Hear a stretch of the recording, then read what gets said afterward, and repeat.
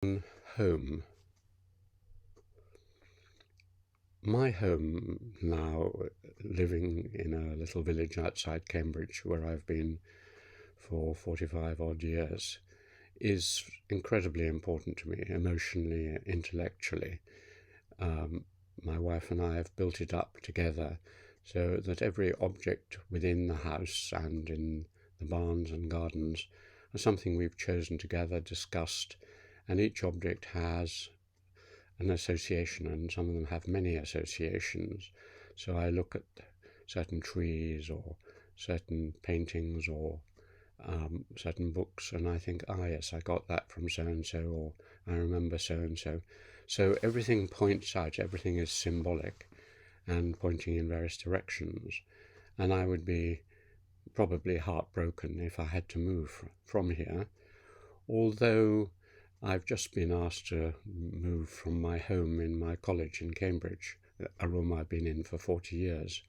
And I wasn't really heartbroken because I was offered another equally nice place, I suppose, partly.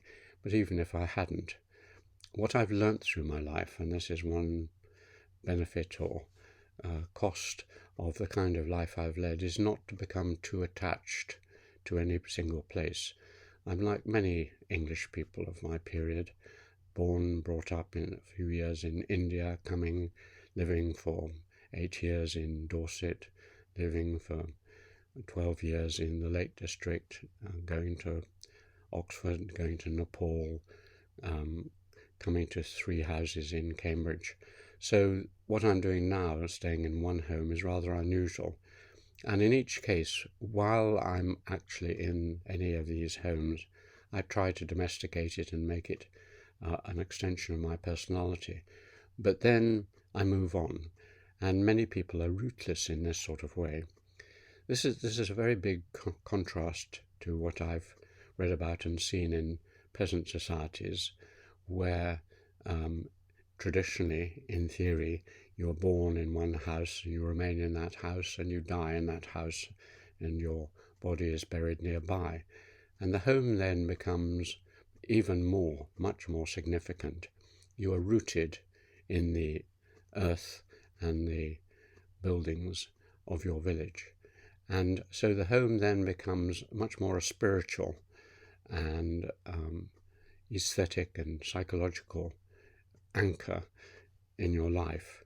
In the homes I've seen in the Himalayas, there are little gods living in the fireplace and along the edges of the house, and in many societies the different directions, east and west and north, and it's divided sometimes into female and male zones, and the inner area where you just have your family, and then an outer area for visitors and so on.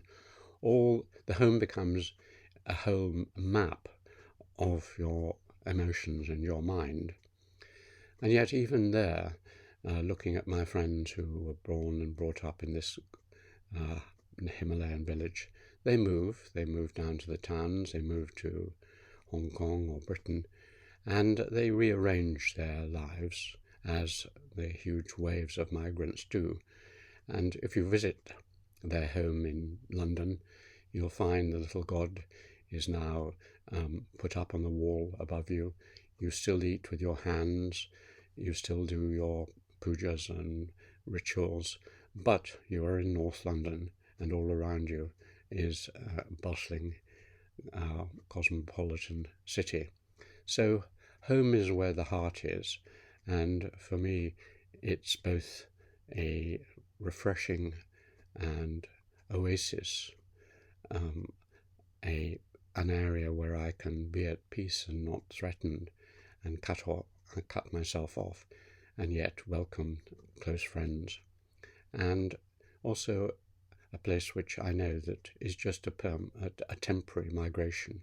When I leave this home, hopefully to another stratosphere or area, I know it'll probably be sold and the land built on. That doesn't matter.